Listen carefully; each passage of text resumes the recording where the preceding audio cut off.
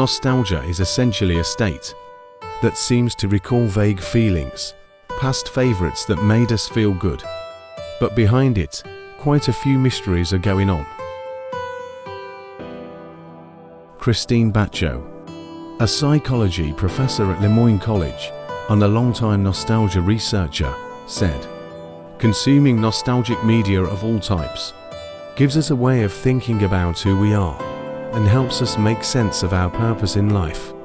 Or as Ziyong, a professor at the Institute of Psychology of the Chinese Academy of Sciences, explains, when experiencing nostalgia, people often feel warm, affectionate, and familiar, even experiencing a kind of mental time travel, all of which can prompt us to reach for nostalgia. Young asserts that movies and music easily evoke nostalgia, and nostalgic experiences can be especially comforting during difficult times, whether personal or global. But nostalgia doesn't just remind me of those cozy, comfortable feelings. It also helps us deal with current situations. Batcho said, "Nostalgia is a way to cope with things like social isolation or disconnection, loneliness. Times of adversity can spark a remembrance of who we are that helps us continue to identify."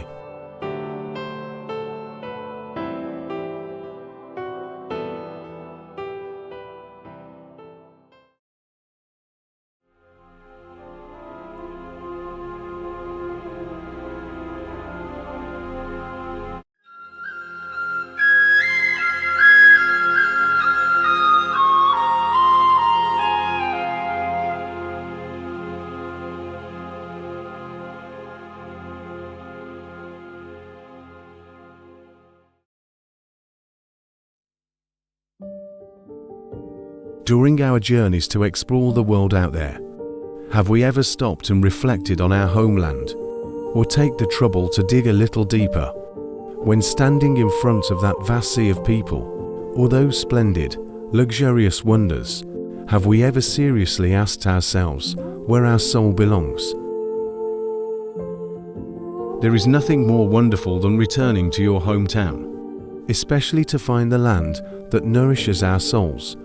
It is like a journey to find the roots, where people often search for the truest meaning and emotions. The feeling when we return to the place where we belong, where we have experienced memorable memories that belong to us, cannot be compared to anything else. Appreciating what happened in the past belongs to the instinct of each of us. We may have had beautiful days. These can be unforgettable experiences. The love of relatives and friends is a memorable moment that will last a lifetime. All are endless sources of motivation for each person's soul. However, we need to face the reality that haunting the ghosts of the past is a state we need to face. The past can also be sadness, betrayal, failure, collapse. It is difficult to make someone forget but hurt quickly. That's why the past always occupies an important place in everyone's mind, and sometimes just a small movement can arouse a strong emotion in us. It's no surprise that people are lonely or dissatisfied with their current lives, often tend to look at the past with rose-colored glasses. Nostalgia seems to strike those going through a transition in life, with the idea that looking back to better, more stable times can give us the strength to face a future uncertain. Nostalgic people are not only better able to cope with adversity, but are also more likely to seek emotional support during challenging times. But looking to the past does not mean agreeing with being influenced by things in the past. Immersing yourself in past happiness to forget a certain truth is a lack of bravery.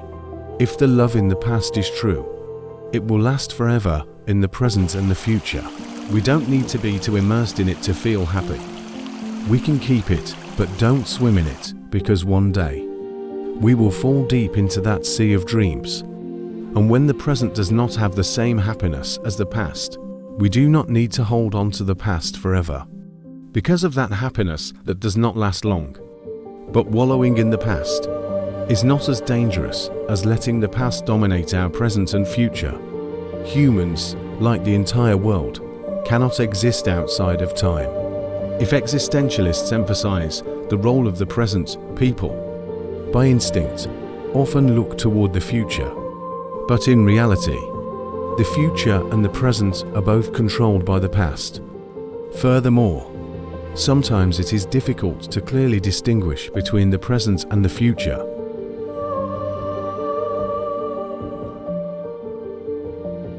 In terms of time, the past is yesterday, the present is today, and the future is tomorrow. The past is always the past, the future is what lies ahead. The present is the boundary between these two spaces, and it is always a dynamic boundary.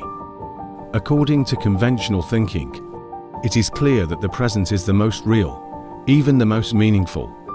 But thinking more carefully, we will realize that that moment called the present is very short, to the point that people feel about it not as deeply as the past, and they don't even expect it as the future. Meanwhile, the existence of the past is actually the most real because it created and left behind everything for humans.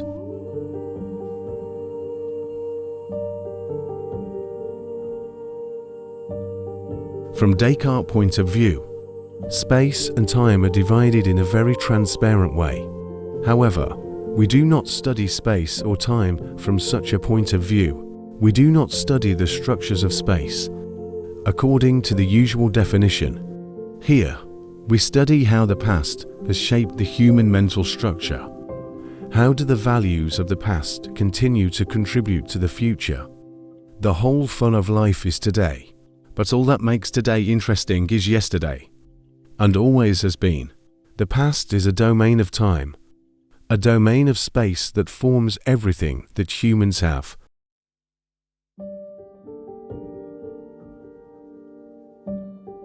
It can be said that the past is the entire space to create people, create knowledge, create souls, create human experience. The past is the real domain of each person, because it is associated with and defines a specific person. Looking at a person, we can basically know their past by considering the chain of cause and effect relationships of each person's behavior, habits, personality, and destiny.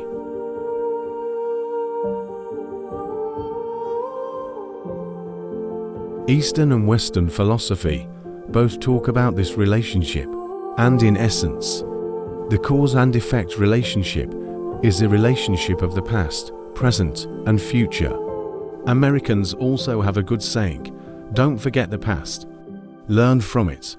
They spread this saying to each other just to emphasize that there are countless life lessons that we can learn from our past. If the past is what has happened and we can learn from it, then what can we learn from the future that hasn't come yet?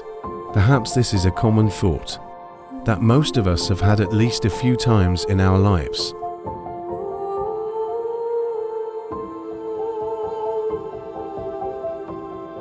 According to Adam Grant, an organizational psychologist at Wharton, he told the story of Kelly, an astronaut, and his mental travel to the future. The first place Mr. Kelly went mentally was the future. Long before climbing aboard the rocket ship to leave Earth, he imagined how he wanted this mission to end. I think he was focused on what he wanted to achieve, but he was visualizing how he wanted to feel. My goal is to get to the end with the same enthusiasm and ability and energy that I had in the beginning, Kelly said. Of course, enjoying memories and looking forward to a better future doesn't have to be mutually exclusive. People go from the past, from prejudices and regrets to the future, like building a castle. If people go from the past to create a gap, it means going from a place where people have gained experience, coming to a region where people do not have enough capacity to live is nothing more than meaningless. So, having an emotional goal to aim for can give us a purpose and helps us control current bouts of anxiety and frustration. To leave the past is to change the standards created by past experiences and looking for a new, more suitable experience. Looking for a future with a broader scale, and most importantly, is looking for a profound experience of life.